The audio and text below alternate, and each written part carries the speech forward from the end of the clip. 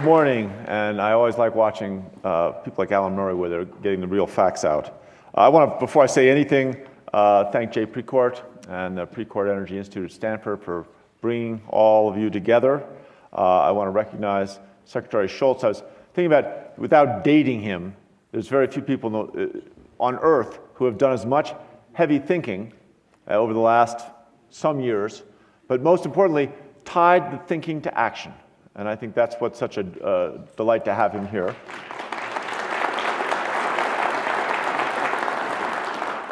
I also want to recognize, thanks to Stanford University, my chief of staff is out here somewhere, Roxanne White, who's the hardest working person in the entire state of Colorado.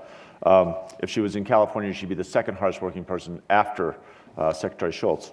And Dr. Larry Wolk, who runs Colorado's Office of Public Health and the Environment, and actually did a lot of the methane regulations that we just will talk about here in a little sector. I want to take 1 second and just tell a little story I've been telling about my son Teddy, who's off skiing right now in this beautiful Powder, and we got into a disagreement about a year ago, and it took a turn for the worse. And he said, "Daddy, what do you do all day at work that's so hard? Make decisions?" He goes, "Daddy, get the facts, make a decision, check, next." I said, "Well, it's not quite that." He goes, "Daddy, get the facts, make a decision, check, next. Every day I've got to go into school and learn something completely new I didn't know existed the day before. If I don't get it completely right, my next day is misery, because everything's based on the day." But after 15 minutes, I said, "You're right. 5th grade is harder than being governor." But I woke up the next morning and I realized what I should have said is that in the modern world, we don't all have the same facts. And I think one of the great challenges for all people involved in making policy is, how do you get those facts? So I'm going to start with a few facts here and try and keep facts woven through this, because I think long term we are on the precipice of a wonderful age of opportunity in this country and in the world. I'm an entrepreneur by nature, which almost defines me as an optimist, but I think there's so many reasons to be optimistic. Now, if you look at Colorado's total energy consumption right now across all sectors, so electricity, manufacturing, transportation, what have you, it looks something like this. Rough justice, 32% natural gas, 25% coal, 26% motor fuel and other hydrocarbons, roughly 10% other renewables, and then we get almost 4% of our electricity from outside of the state of Colorado. If you look back and look at how that looked in even the last 5 years, it's rapidly changing.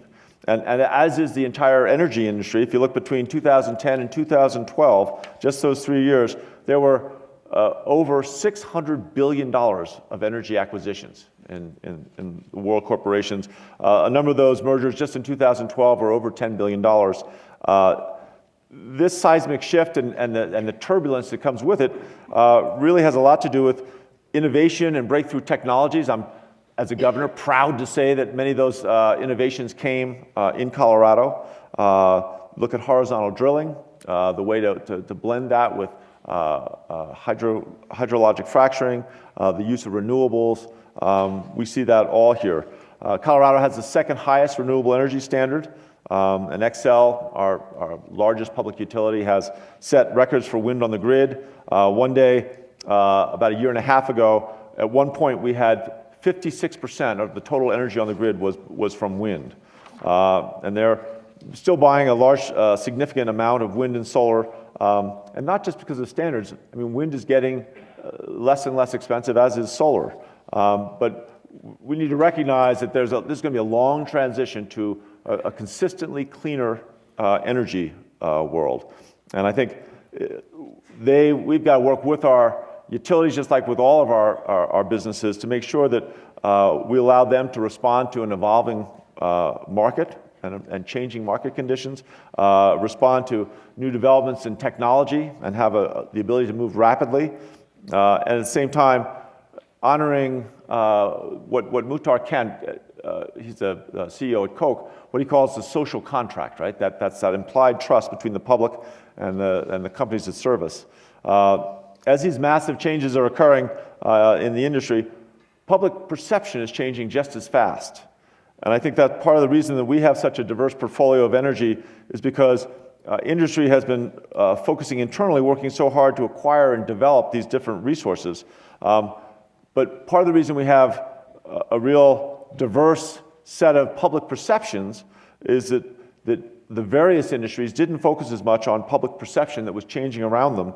And I think it's fair to say several years ago, at least, not so much now, but that the industry was caught somewhat flat-footed by the anxiety that was in many parts of our community. It really was a perfect storm of having this immense social and economic opportunity, but at the same time, having public anxiety rising up at the same time. And I think just as industry needs to adapt and evolve, so does government as the facilitator between the businesses and the corporations, but also the public. If government can't keep up, then the public's not going to have any faith at all. So we've challenged ourselves to make Colorado the single best state in America to do business. Right? That we're going to get rid of all the red tape. We're going to remove all the senseless forms and bureaucracy.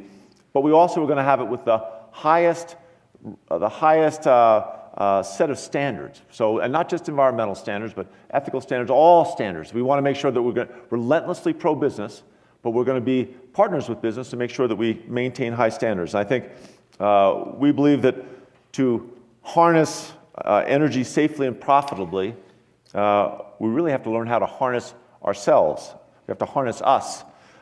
We need to come together as a Colorado community and collaborate, right, and really listen. That's the hard. I was interviewing somebody that eventually ended up going on the Public Utilities Commission. I asked, so how do you change someone's mind who disagrees with you? And she said to me, you know, the thing I do, the most effective way to change someone's mind is to listen. And I think that's such powerful advice and often in short supply. We tried to work between the environmental community and the energy community to listen as hard as we can and make sure that both sides are willing to you come at it with a blank slate and say, what are the real facts, as my son Teddy might say. How can we find regulations that keep us with cleaner air and cleaner water, but at the same time don't create any unnecessary costs? We do it at the least expensive way possible.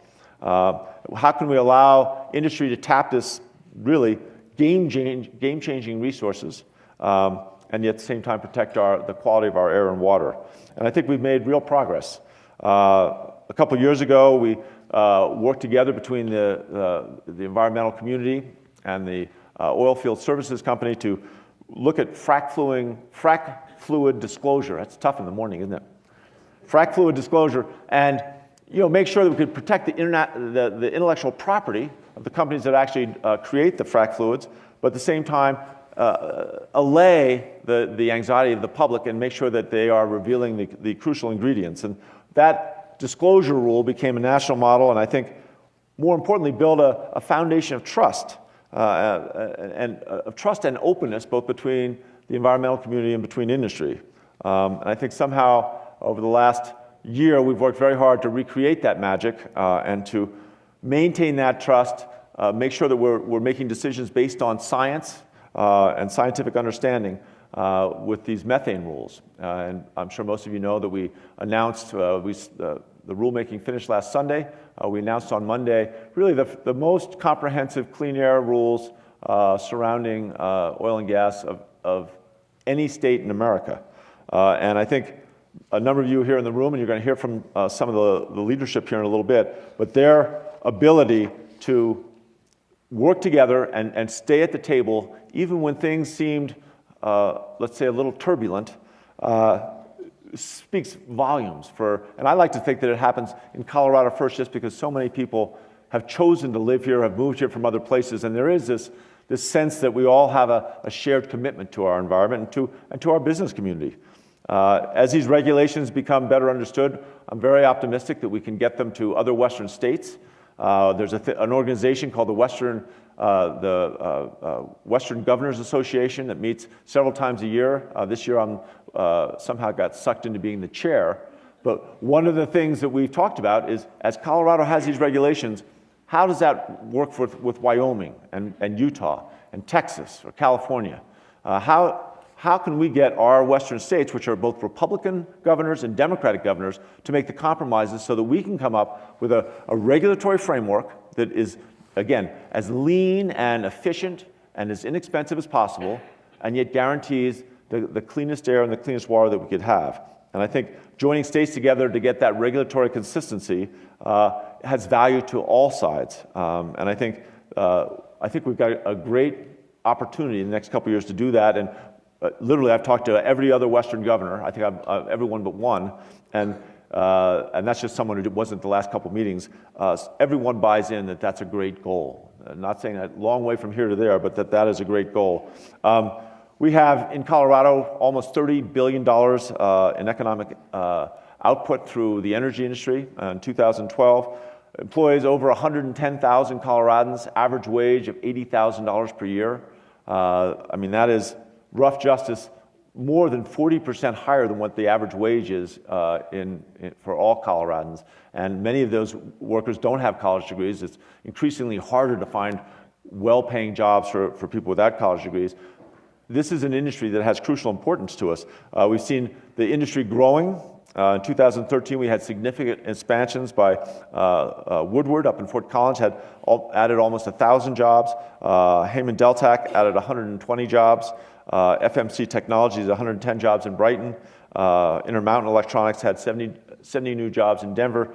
I mean, this is real growth at a time when, unemployment, we have so much technology improvement that unemployment is still stubbornly high. We've worked in the state to create an economic blueprint that covers the whole state, but really focusing on, not just the big companies, but all those little companies. How do we get more access to capital, a better trained workforce so that we can help the small companies that are really delivering services or products that our communities need? How can we help them grow more rapidly? Energy has always been a priority industry in that work. We've recognized the impact it has. We've went on for a while what we called the Energy Roadshow, and we had our department heads from the Department of Natural Resources, Public Health and the Environment, the Energy Office, and we went out and tried to talk to leaders from all the various companies. We didn't get to everyone, of course, but we got to over 250 different industry leaders, and really said, what can we do to be better partners, and how can we make this more successful? Culminated in what we call the Energy Key Industry Report, which we released about 3 weeks ago. And we're using that as a to-do list. And again, this wasn't in a vacuum. We had community leaders and environmental community sitting at the table as part of this discussion of how does the entire industry move. So we had a to-do list that came out of that to make sure that we identified duplicative and conflicting regs and reporting requirements for oil and gas production across the different government agencies between federal, state, and local, to work to establish regulatory consistency between local jurisdictions on energy development, having a clear long-term energy plan, working to improve the air permitting review process within the Department of the Public Health and the Environment, within their Air Pollution Control Division, to focus on increasing the use of memorandums. I think you're supposed to say memoranda if you're well-educated, but I say memorandums of understanding between industry and local governments to support the use of specific and in many cases advanced technologies that address potential impacts from oil and gas production within urban, suburban areas of the state. And then lastly, to identify cost-benefit analysis and find approaches to evaluate what the impact of each regulation would be on the industry so that we know what we're getting into. I think we've got the pieces in place. I think we are blessed in Colorado to have some of the real industry leaders, and you're going to hear from some of these guys in just a second. But we also have some great resource plays. As an old, I got my master's in geology in 1979. I came out to Colorado in 1981 to work in geology. And you see the plays and the exploration that's happening right now. It offers great potential for our country. We also have some of the highest levels of talent in the industry and some of the best research laboratories and universities in the country, all right here. And that ecosystem is just filled with potential. And we've got to make sure that we untap that potential as much as possible. I think when we bring the best and the brightest together. We set clear goals and standards. That's when really good things happen. And I think Colorado's fortunate to really be part of all of the above. But I think that what really powers all of that is us. So thank you again for being here. I could not be prouder of Colorado and Vail for having this forum, and to begin continuing that work of making real progress in terms of how do we work partners with industry and the environmental community to move this all forward. So with that, let me bring up, I think we go directly into the panel. So let me bring up Fred Krupp, who's the head of the Environmental Defense Fund, I think one of the most visionary environmental groups in the country. Chuck Davidson, who's the CEO of Noble. Doug Suttles, who's the CEO of Encana, and Brad Holly, who's the Senior Vice President of Anadarko. As they come up, the key word in all this is together. And these folks are going to talk a little bit about the clean air rules, but these are the leaders, really, leading representatives of Colorado's oil and gas operators and representatives of really top environmental funds, environmental group. And these rules represent the first real direct regulatory detection and reduction of emissions associated with oil and gas drilling. And as a landmark like that, I think it has huge power to move the entire country and ultimately the whole world forward around these issues. They're going to expand some of the requirements on industry, but at the same time, they were created in conjunction with industry. And I think that's a big part of what really has happened. And I think that, again, together is the key word, not just for today, but for tomorrow.